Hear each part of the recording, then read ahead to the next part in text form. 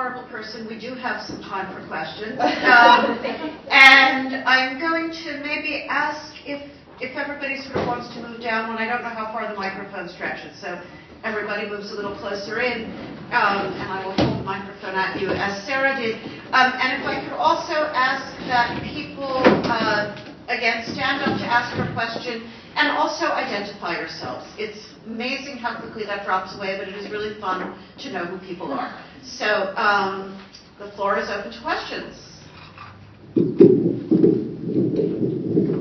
Okay. Actually, let's, Aziza? Thank you so much. My question is for Jyoti. I really like your presentation, and I've also learned quite a lot following the Section 377 case.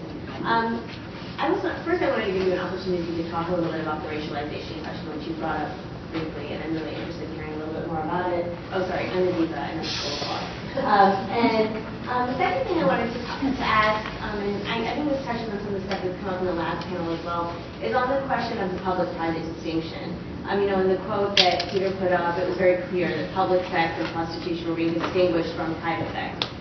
In the Section 377 case, I find it even more interesting because the NOS petition was essentially based on an act of public, it was based on public sex, it was based on the HIV, I'm a health law person and I work on HIV law, based on HIV service providers being able to access people having sex in parks. And the decision itself was a really privacy-oriented decision. And it would be interesting to hear your thoughts on that, and maybe if we're going to have lunchtime discussions, and even Susanna and Peter's thoughts on this public-private distinction and how it is playing out in these.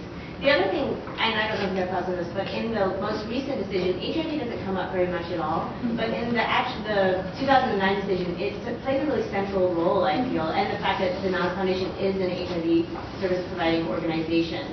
So if you had any thoughts on that.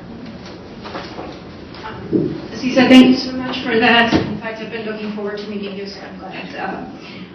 In terms of the racialization piece of it, as I said, it came up in terms of the discussion with police constables. And I think there is a history within South Asia. When we think about sort of religious cultural differences, it is placed within the context of something called communalism. And communalism basically sort of invokes this sense that there is intercommunal strife and hostility and that riots break out as a result of it. And increasingly, it seems to me that that language is very limited, because what we're seeing and have been seeing for the last, since particularly after 1947, is that these are not riots, these are forms of genocide, right? Because that the sort of the hurt is and the harm is borne in the backs of particular communities. And for the most part, it has been Muslims, to some degree Sikhs, and even Christians, to name some of the the religious cultural groups that are seen as sort of the most distinctive in a sense. And so when the Delhi police actually started to talk about this, it seemed to me that it really did make sense to go beyond the discourse of communalism, especially, and this is why I use the sort of the framework of racialization, because the idea is that this is something that is in the community. And it goes back to that sense of that sort of biological immutable, that there is something about that group that inherently predisposes them to criminality, and particularly around sexual crime, and sexual deviancy. And so when you start to think about sort of, that the issue of something that is so enduring in a group, something that is to the point of it being inheritable and transmissible, it seemed to me that really we need to think about sort of a broader discourse that communalism doesn't really help with. And so it is really deliberately about racialization and a kind of distinction that is produced which doesn't rely on phenotype, but it relies on discourses of blood, of sinew. Muslims are meat-eating, blood, sinew, and I think psyche. So sort of that, I hope, gets to some of the question about racialization. In terms of the public-private, I think you're absolutely right. And in part, I make the argument that the Delhi High Court decision which was in, especially if you think about it in the context of the Supreme Court decision, it looks pretty darn good, right? I mean, but the point is that it was using a neoliberal framework, and it was based around this sort of domestication of rights, privacy, and even though it came out of, as you were alluding to, the fact that it was about public sex, the fact that it was really seen as something that the caveat of privacy was deliberately used. In fact, the NAS Foundation writ did not have privacy initially in their writ. It was added later on at one of the first hearings in Delhi High Court. And there was another writ that was a friendly writ that came out in 2006, which is another group called Voices Against 377, and they had deliberately omitted it. And so the Delhi High Court has this really nuanced language around privacy as not simply something that is about space, right? It's not just about the bedroom or spaces that are termed private, but it's about a kind of portable understanding of privacy, that it's about personhood. So it has this sort of nuanced distinction, but in the last instance, because it was about private space, it really does get reduced to that. I've been speaking much too long. There was a question. My name is Marta Cruz-Ready again. I don't know if it's a question or a need for enlightenment. Just to have an idea where I'm coming from. I'm Brazilian. I lived for 8 years and a half in Kenya, Nairobi. I lived for 1 year and a half in Togo, Lome, and I've been living in US since 2002. I consider myself a citizen of the world, and we were talking about that. When I was in university, the question or the illumination goes to the two professors that talked about Russia, mainly. When I was in university, I was Trotskyist. I knew about Lenin. I knew about all those guys. And US was the enemy of the world. Then I grew up with that, what you brought at that time. Now, I see what's going on now is almost like a reinverted, bringing that era back in terms of what we lived at the time. Now, this thinking strategically what we are going to do to destroy this new imperialism. How can I put this in such a way that I can think strategically and fight the battles that I fought at that time in terms of bringing justice? Is that clear or complicated? I was actually thinking the point goes very much to what you were saying, Laurie, about the state, and all three go together. The state creating sexuality as an excuse for policing. When they made the laws protecting non-traditional minorities, they wouldn't even name homosexuality. It was sort of so taboo, but it was also so far-reaching. It was, anything and everything is the danger out there, the vampires and so on.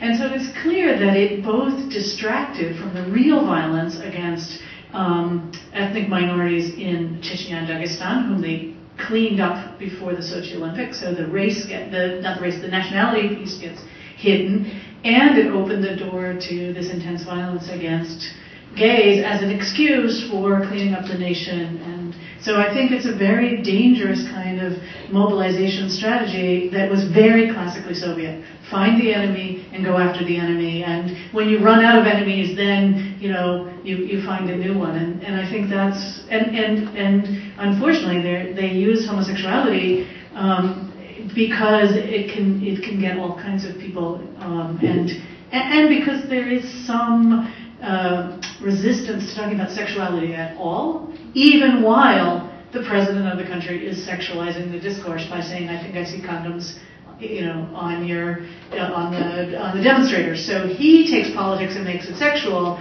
and then it gives an excuse to attack. And complete fail. In the 1920s, what they knew was that if you criminalize homosexuality or sexual diseases of any kind, people will not come in for treatment. I have a whole chapter in my book on agitation trials in which I show the problem of false modesty, they call it false shame, that if you shame illnesses, people will not come for treatment. And we know, I mean, like this audience, I don't need to say anything about, as soon as they start criminalizing this for minorities, we are going to again see teen suicides, teen homelessness, all the things we have in this country, and they will be even worse because there's already enough of a taboo about talking about sexuality. If it's now criminal on top of that, then kids won't see role models, they won't see anything positive. So it's, I do wonder in my own mind, when the gay community saw Putin's shirtlessness, many people thought, he's really handsome, and there were posters in the gay community, and to what extent is this, this crazy homophobia that is coming? But I think it's more about centralizing power, as Laurie said. And I'll just say very quickly, I think the title of this conference, which is best title ever, or whatever, I think feminism is important, right? Because we're talking about performative and hyper-masculinities, which aren't that different than, say, George W. Bush. I don't know if you remember, but when people would protest him, they would say Bush gives pussy a bad name, which isn't that different than the Russian protesters, right? There's this real sense of an aggressive masculinity, but also a failed aggressive masculinity going on with Putin and Bush. And so I think, or Obama, but Obama is slightly different because he's makes the whole thing complicated.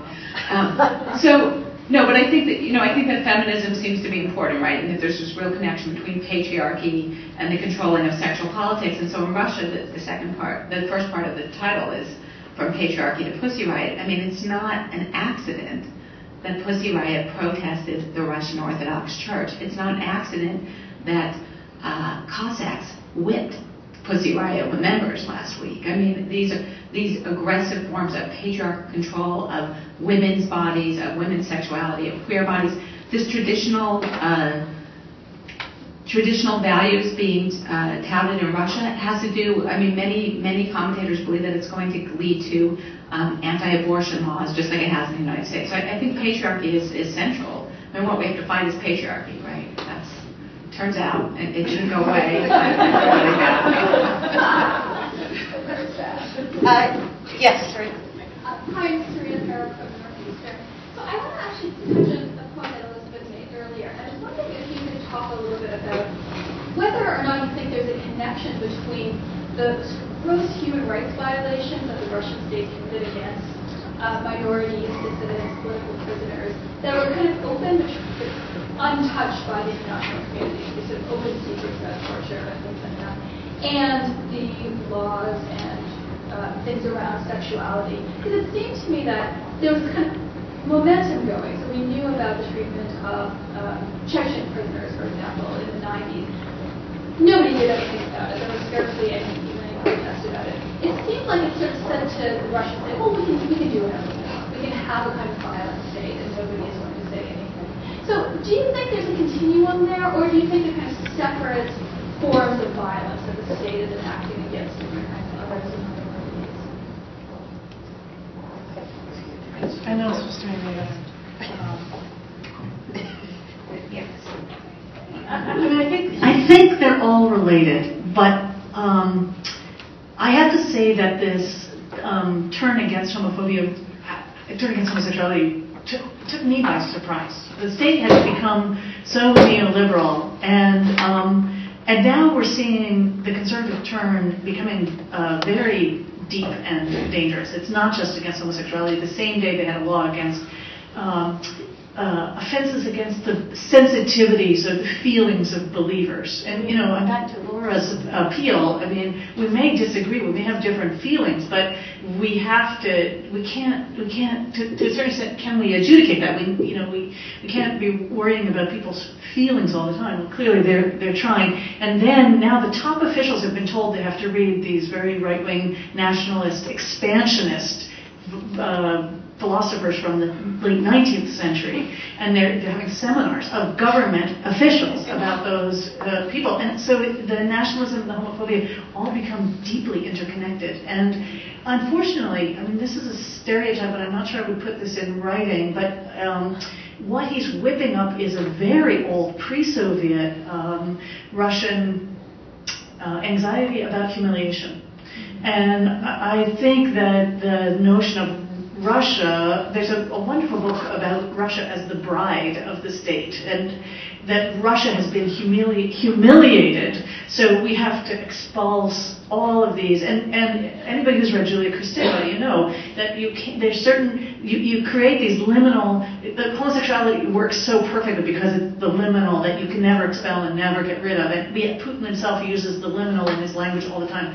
Snot, I have other papers I've written about snot, sweat, blood, diapers, Tampax appear regularly in his speech. It doesn't get translated. So this is a man who himself likes to occupy the liminal and make it his space so that no one else can operate it, but then now he's finding it that he can say there's these other dangers. And so it's a kind of ringing the state in a very Soviet way, but with even czarist roots about we're endangered. And so it's the homosexual that's going to, it's just this really dangerous craziness. Okay, I see Susanna, the woman in the back. Sorry. Susanna, the woman in the back in the red scarf, and then Bonham. I just have a quick follow-up to what Laurie was saying about, the never-ending revival of the patriarchy. I mean, one of the things that struck me when you were talking, and when both of you were talking about Russia, was that, I know the argument that part of what's going on in Russia, the homophobia that's going on in Russia, is deeply attached not only to a kind of performance of masculinity and a resurgence of a particular performance of masculinity, but a real attack on sort of gender equity and sort of women's rights more generally conceived, that these are packed into each other and aligned with each other. What struck me is actually how different that is here, is that at the same time that we have this sort of moment of instantiating state freedoms for gays vis-a-vis gay marriage and freedom, the military service, I mean, who wants it, but, still, those things, you have simultaneously, they're unpacked. It's disarticulated from women's rights, which have been under increasing attack. So at the moment that we have the rise of gay marriage as the sort of new state right that we are winning, abortion rights is under threat like never before. And the possibilities for sort of achieving anything like gender equity and bodily autonomy and equal pay seem further and further away, even as a kind of state-based gay rights seems actually more possible. And it's so who's backwards now? I mean, it's just it's an interesting counterpoint, the way in which sexual politics and gender politics actually are disarticulated here in certain ways, at least in terms of the sexualized state, and articulated in much more fundamental ways in Russia. Does that make sense? I think that's true, but if you look at where women's rights are being turned back, it's often the politicians who articulate a similar futurity and emphasis on the family that are also anti-gay. They just haven't won at a state level on that, right? I mean, so those seem really similar to me, like Regnerus's research or Michelle Bachmann or any of those people seem very similar to, it's just that they won in Russia. They haven't won here yet.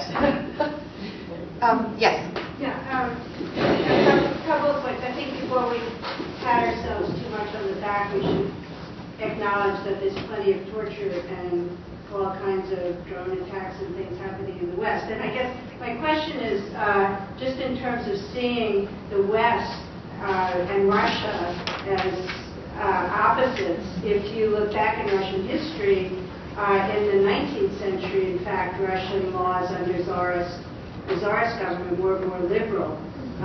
They were less restrictive about sexual acts than Western laws. In England, homosexuality was punished by death, and in Russia, many sexual acts were not criminalized. And reformers, this is from the research of Dan Healy and Laura Engelstein, reformers were arguing that Russia needed to be more like the West and criminalize more sexual acts than it did. So there is a history in Russia just of a more tolerant attitude towards sexuality, which went all the way through into the early 20s when the Soviet government actually defined itself in opposition to the West by saying they were in fact more liberal, more in the vanguard because they had decriminalized homosexuality. So I just want to historicize what you're saying. And I guess my question is, how does the current policies, not only in Russia but also in India, how much do they have to do with this opposition to what's defined as the West, which shifts over time? So now the West is seen as liberal, at least most of the West, not the evangelicals. But in earlier times, the West was in fact more punitive towards homosexuality. Could I also add my question? Yeah, sure. Go ahead. And then So I'm Banu Subramaniam from UMass Amherst. But so listening, three of you, it seemed like there was a lot in common between what three of you were saying, but I couldn't figure out what it was. And in thinking about it, it seems like the term sexuality seems too capacious. You're talking about lots of different things. And I wondered if you could talk to each other about, are you talking about the same things? Are these different things? And how do they relate as you were listening to each other? You know, how do what each of you is talking about relate to the others? So just to pick up on the question about the sort of the relationship between the West and the rest, or particularly from the angle of India. So I think you're absolutely right in terms of that sort of the longer view, and this has been promoted by activists and critical scholars in the Indian context, is that the institutionalization of homophobia through a law such as Section 377 was the gift of the British, right? So it actually introduced and really more importantly institutionalized something that wasn't coded prior to that. The problem is that both the sort of that trajectory, but also the legal system itself are, based on colonial systems. And so that whole sort of, the whole apparatus of law, not just in terms of discourses around sexuality, but that apparatus of law then becomes a part of the history of independent India and other nations in South Asia. So in many ways, I think then we're right to sort of push back on the history, but it's a very complicated pushing back because you're pushing back, as much on sexuality as you're pushing back in terms of law that has now come to occupy a place and come to be known in a different kind of way. So I think my sort of, where I would kind of depart from some of this is that I think we can't see the recent turn of events in India, and I know less about Russia, I know it from a distance, but we can't see the turn of events as a kind of return to an embrace of something which is, the Indian past, even if it is misunderstood, right? But that it's something, and here's where I think it's important not to separate out discourses around sexuality from discourses from questions of political economy, questions of sort of class inequality being exacerbated. The point that if you look at the Indian context, the harm that is being done to religious cultural minorities has in fact increased, it hasn't decreased.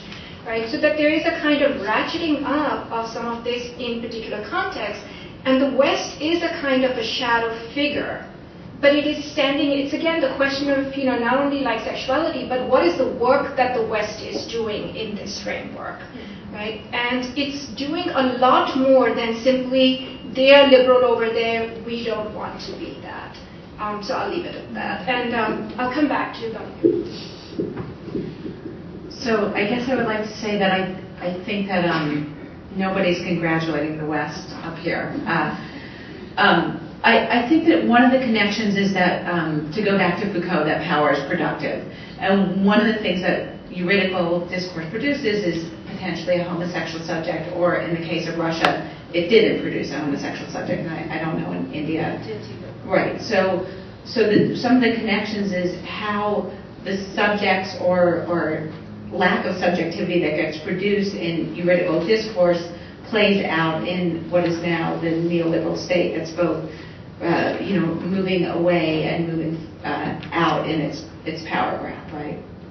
So that was really interesting to me to think about how what's going on in Russia and regulating sexuality is about a state that is disappearing. Russia, like the United States, is controlled by money interest and global money interest, right? Oligarchs is what the American press likes to use, but we're controlled by oligarchs also, who also don't have any loyalty to the nation state anymore, right? I mean, so in those ways, it makes a lot of sense that these are going on simultaneously. I think that the neoliberal state has to find a function that is at a time when no longer does money have any loyalty to a nation state, or is it located in a nation state.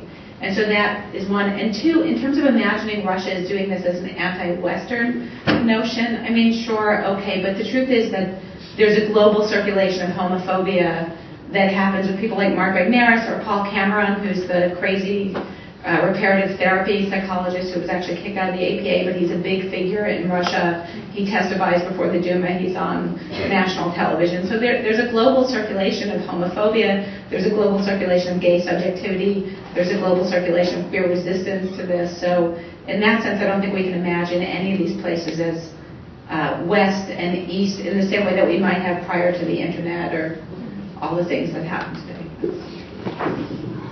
So this is wonderful, the way the three papers are put together, because the issue of sexuality and gender, it shows us once again that they can't entirely be separated. When I first started thinking about presenting, I was thinking, oh, this conference really is more about sexuality than it is about gender. So maybe, but the clear way in which when you get a hyper-masculinity, it brings with it a sexualization of politics in the Russian case.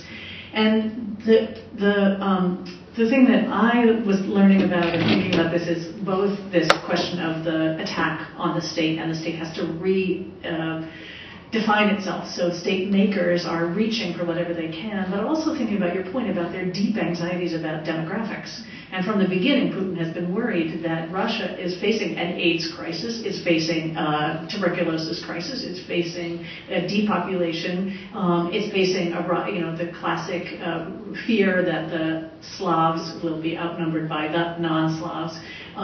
And so there's a deep anxiety, and I tend to separate in my mind demography from homophobia because,